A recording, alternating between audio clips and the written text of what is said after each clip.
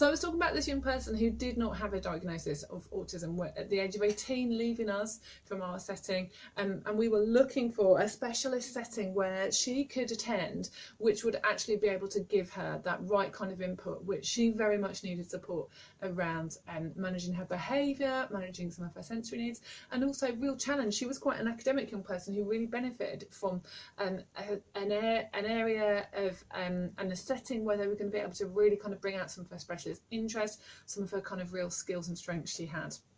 So that's one of the ways in which a diagnosis can be really, really useful if it's going to open a door for you. It's effectively your golden ticket, which is going to take you to the place where you need to go. And I think when we're in education, looking as Senkos or SEN teachers, it's very, very, very difficult for us because we only really see that 25% of what a child and a young person is. We know, don't we, that for some young people with autism or potentially who have autism, that school can work well for them, particularly those guys who manage in mainstream, but in some ways there's so much going on. It is like school has shaken them up and then just put a lid on it. You know, there's so much agitation with interacting with different people, sensory stuff beyond their control. They're really kind of shaken up and agitated, and then we're putting a lid on all of that with our expectation through kind of the rules and regulations and the kind of use of power and authority in school, that they keep a lid on that. A lot of young people who we work with, particularly in mainstream, can do that. They can do that really successfully, hence they've survived there. However, when they get home, it's like that lid's being opened. Someone's opened that can of pop and it has gone everywhere. I think that's the experience for lots of children, young people, and for some parents and carers out there for young people who may be on the spectrum. So we only see that one aspect in school. We might not see what's happening outside of school. We might not see the wider impact on mental health. We might not see the impact on the family as a whole. We might not see some of their more specific difficulties that we don't kind of pick up on in our very, very, very busy, packed school days. And I think that's a really huge issue. And when we think about diagnosis, it is important. I'm so sorry, the cat's going past the camera. It is important to think about what is this diagnosis actually going to get this child, young person. And I think there are times when it is so important to open that door, because we don't see the whole picture in school. You know, we only see the 25%, not the full version of that child or young person. I'm so sorry, she's just adamant she's going to stay with me and like swish her tail at you and probably show you her bum in a minute. So it's really important to seeking a diagnosis, and if you're kind of talking to a parent about that, that's something to bear in mind, to talk to them about. What is the long-term impact? What is the long-term goal for this child, young person? Is there somewhere or something we want them to access where having a diagnosis might be like a ticket for that? So that's kind of my number one, that having a diagnosis can open doors, golden ticket, magic key. So don't rule it out. It's as much a positive as it may have been or may be seen as a negative. So my second thing to kind of talk to you about, which I think is also really important, is that kind of like big life thing. So another example of that, another young person, similar age and stage, didn't have a diagnosis of autism, had a diagnosis of a specific language impairment, which was significant enough for her to need an oral language modifier in her GCSE exams, which those of you who know about that, Senkos out there, is quite a low level of language comprehension that you would have to have as a standardised score. I can't remember the exact figure, but quite a low score you would have to receive to access an oral language modifier. It basically means somebody who can kind of translate the instructional language of an exam into more easy to understand everyday language. Bright girl, had got her GCSEs, had done pretty well, but had some very specific needs. I really felt was on the spectrum. There was kind of bits of echolalia, bits of like vocal stimming, which she managed really, really well because she was quite aware of being in a mainstream. It was actually a work environment, and she was really, really aware of that.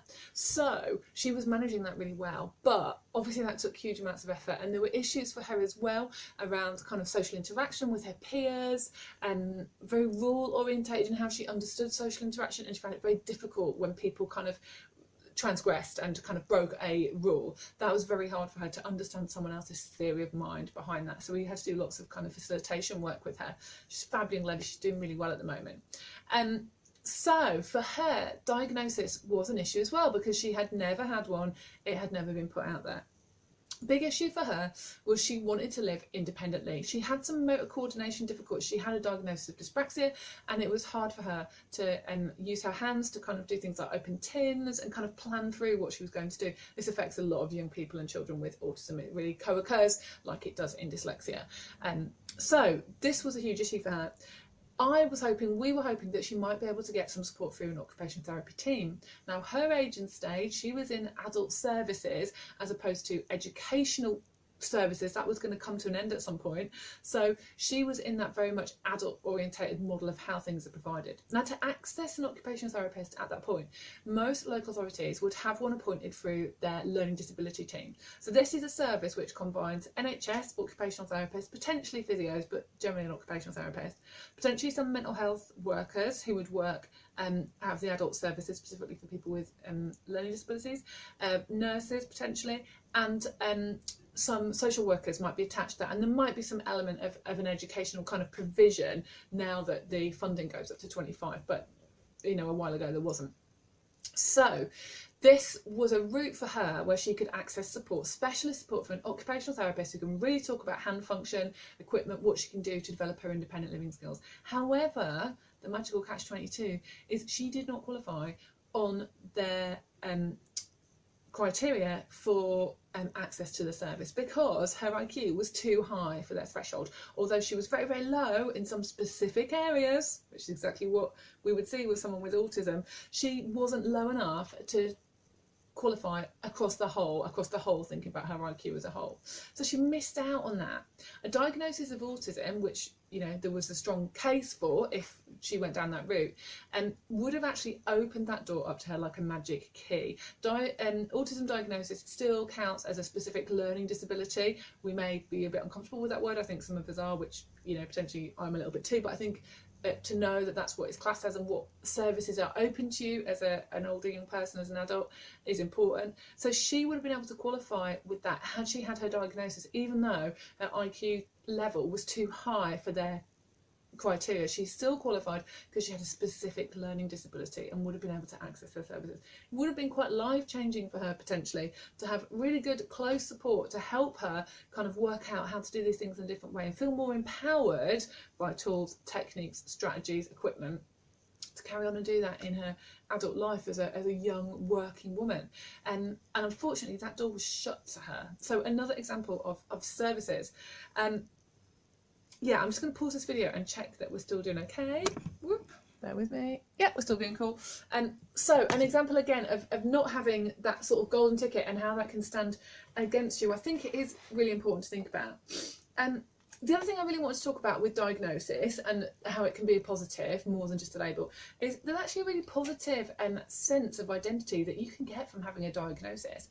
So just speaking from like my personal experience of myself as as an adult, aware of myself having some possibly not quite neurotypical responses and having some kind of prevalent issues which kept kind of resurfacing in my personal life, which affected my professional life as well.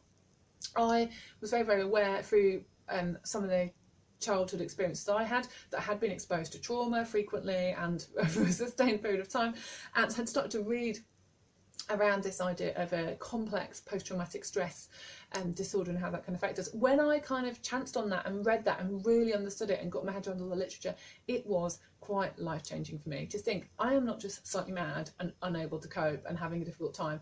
I am responding in a totally neurotypical way for someone who has survived complex trauma as a child as part of their upbringing. So that was really, really, really important for me, and I've sought quite a lot of support and help through that, through therapy, but also through looking at blogs, through following like Facebook groups, through just being part of a community of people who identify as survivors and who would use that label to talk about themselves, a whole range. So some people are more identify with or less. I think that can be the case for a diagnosis of autism. So if, we can flip what that label is, which could be negative and could be limiting, but if we can flip it and own it, firstly is that magical key to open these doors we need, but also secondly is a way of really reframing and understanding who we are. I think that's hugely, hugely important. It's about how are we viewing what our experience is. If you grow up thinking that you are not the norm, that you are non-neurotypical, and that what you experience, either because you share it and everyone else is like, I don't experience that, or because you are just very aware, sometimes hyper aware, that what other people are experiencing is different to you, you are going to feel like an outsider. That is kind of laying the roots for difficulties in your interaction, on top of what might already be there through CPSD, trauma, whatever, ADHD, autism. You are laying more roots. That very feeling that you're an outsider can be quite a block to accessing support, and also just feeling like you're okay, feeling like you're allowed to be a human on this world. So there's two aspects to that. To get this diagnosis, this criteria, this list, for want of a better word, of things which may affect you if you have X, can be hugely, hugely, hugely relieving to get, I think. When I started to read about complex trauma, was like, flipping heck, I used to think that was just me being completely weird and maybe having a breakdown, and I just was trying to pretend I wasn't having it, and I was having it all the time. But now I know, you put me in a room with 100 people who had the same sort of upbringing and experience as I did as a child, we would all 110% react in the same way. So in the normal world, you put me in one of 100 neurotypical people, I'm weird. In this little world of CPTSD, I am totally normal, and I feel really relieved about that.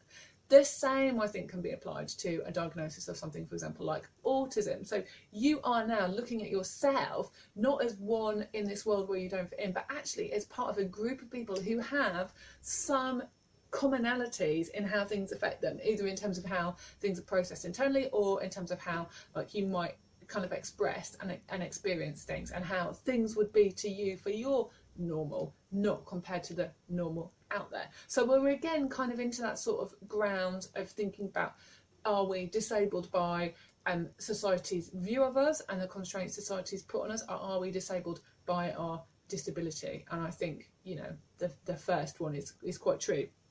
So this can actually be a hugely liberating thing. I'll give you an example of a young person I used to work with. She was about 17, 18 when I worked with her. I worked with her as a specialist teacher for students with physical and medical needs. She had motor coordination difficulties. That's not a sign. That's just what I did, sorry. Dyspraxia. Found that really difficult, and had some layers around her mental health. So she had a diagnosis of OCD, diagnosis of kind of generalised anxiety disorder. She was a really smart cookie, really felt like an outsider. Some of our sessions, we obviously were talking about her difficulties with hand coordination and some of the barriers there at school, and I was helping her with that and, you know, supporting the school with that. But some of the things we talked about was this sense of being an outsider, and she got a lot of identity from that. You know, she identified with that kind of quirky, kind of emo kind of music. I used to be a goth, so I was like, oh yeah, let's talk about stuff like that. Totally professional, but still kind of bit of a weirdo music taste thing. And we talked quite a lot about that that outsider feeling and that sense of not quite belonging. And it was important to her to talk about that and to explore that, because she was really experiencing that, both in how she understood herself to have mental health problems and in how she felt excluded and outside of her peers. She went off to university, fantastic experience for her. She went and did law over at Durham, real high flyer, real smart cookie, like I said, did really, really, really well. While she was there in her first year, she got a diagnosis of autism on the Asperger's kind of end of the spectrum. And looking back, it really makes so much sense. I used to work with her family, because I had worked with another one of their children, and they said how it had been really, really, really helpful for her to find this group of people where actually her normal, which everyone else in the normal world is telling her was weird, was normal for them. So her sense of being an outsider and a misfit, actually suddenly, this makes sense. This is why I feel like this. It was a hugely liberating moment for her, and she could kind of put to one side those other diagnoses she'd been given, because she could see them in a context. I understand why maybe I've got some OCD type behaviours. The root cause could be my sensory issues. It could be the fact that I find relating and travelling and commuting and getting into work and talking to you on the bus and having to avoid you at break time really, really exhausting. And actually I get home and I've got to open and close every single drawer of my chest of drawers and sort my socks, because that just makes me feel better. And I will do that until I put Buffy on, and then I'm going to watch the same episode 3 times and recite it, because that makes me feel better too. So, and this is why. So I think it is really, really, really empowering to have a label at times that can be so empowering. I'm just going to check this video. Sorry, I have to keep doing this because I'm going on for 15 minutes. I'll try and round it up. So yeah, Diagnose This can be a way to kind of reclaim a sense of identity which may have been lost or manipulated or changed by living in a world where you feel like you are an outsider. And my husband experiences this a lot. He was quite a late he was diagnosed with dyslexia when he was quite late on in his educational career. So he was at college, he was 18 by the time he got a diagnosis. It really flipped his noodle because he had spent most of his kind of education history thinking he was thick. He's now doing a PhD. He still has moments when he thinks he's really thick, and he can't get over it because he spent so much time having to internalise those feelings of not fitting in and not getting it right. So a diagnosis can flip that, and if we can find some sense of identity in that, connect with blogs, connect with speakers, connect with like people in the community, and feel like this is our ground and we claim it, and this is our gang and we're in it, then that actually I think is highly liberating and isn't the sort of branding limiting view that people might have. I used to talk, and I used to work with an educational psychologist called Julia, who was great, and she used to talk about that idea of a lens. You have to get the right lens. I've got a little lens here, and she used to talk about that as you have to view a child or young person, a situation through the right lens. So have we got the right lens? And I think a diagnosis can give you the right lens for a situation, and that's why I think it's quite important. And although there's some difficulty and kind of, I know there's grief around a diagnosis, I think also it can be really empowering and really, really liberating. I touched on earlier sort of this idea of age and stage, and I still think that's really important because when a child's quite young, so I've worked recently for Bradford Local Authority as a Senko in a nursery, so working with very young children, and Bradford's got a huge proportion of its young people who've got educational healthcare plans have got a diagnosis of autism, much bigger than other local authorities, and they're really kind of questioning that and wondering around that. One of the reasons why that's happening is because now there's known to be a genetic link in families where there's already autism diagnosed. They're obviously saying, right, these presentations are on the spectrum, we know there's autism in the family, let's confirm it now. And an element of me thinks that's fantastic for parents and carers to know really early on that's what they're dealing at, that's what they're dealing with. I also think it's important to give a child time, give a young person time, so they can naturally develop and meet their milestones in the time and way that's right for them. And also I think we've got to have quite a broad view of what autism is, or what this spectrum of autism is. And I think there might be some quite interesting stuff which is found around different presentations of autism, or areas where we might see maybe more of a sensory profile, more kind of intensely, and maybe more of like a communicative type profile, and because I've noticed some real differences in that, which I think is really interesting. So there's probably more is going to come with our understanding of autism and what that is. But yeah, age and stage is really important. But I would really, really encourage you, if you're an educational professional, if you support children and young people in education, that we really kind of open our eyes and be really, not that we have closed eyes, sorry, that sounds really judgmental, but I think we see that little bit, don't we? We see the educational bit. We don't see that can exploding when they get home. We don't see necessarily the mental health side of some of their issues. So let's be proactive in encouraging parents, carers, children and young people that if we think there's something there which is different, and there is some elements of the criteria for autism that's met, that we do encourage potentially a move to assessment and collating information and evidence, whatever we view it as in our profession, to feed into that, because I think it is so important that we get what we need for these guys. It's not just about now, it isn't just a snapshot of now, it is that big picture where they're going in the future. And you know, those couple of guys who I spoke about in like going into adulthood without access to what they could have accessed, which would have made things better for them, I think it is really important that we get that in place and we see that big picture, and really early on we're having conversations with them. What do you want your life to be? Do you want to live independently? Do you want to live with friends? Do you want to work? What do you want to do? Do you want to be a YouTuber? Do you want to be a gymnast? Do you want to be someone who works in the sciences? And kind of having those conversations and really understanding what's the barrier for them now and how can we change that. And if those barriers are put there by the fact that they don't have a diagnosis, or the impact of not having a diagnosis on their own self, on their own sense of self, is negatively kind of causative or feeding into those mental health issues that might be presenting, then I think we've got to look at speedily looking at assessment and referral. And I hope this has been really helpful. I've touched upon quite a lot in this. I want to pick up stuff around mental health and autism. Again, I'm not an expert at all, but I think it's really, really important that we look at that and we're aware of that. So I will kind of post a little bit about that. I also will pick up on routes for diagnosis in different local authorities, different ages and stages, and how that might happen. I think that's quite important. I want a big thank you to my lovely friend who knows who she is, who kind of inspired this video. You may have seen the cat who was in it earlier. She's gone now, but thank you to the cat. I hope it's been helpful. Diagnosis and whether or not it's useful, pertinent, relevant. I'll do some more posts around this potentially at a later date, and message me if you've got any issues around this, you want to talk, we can start a discussion around it.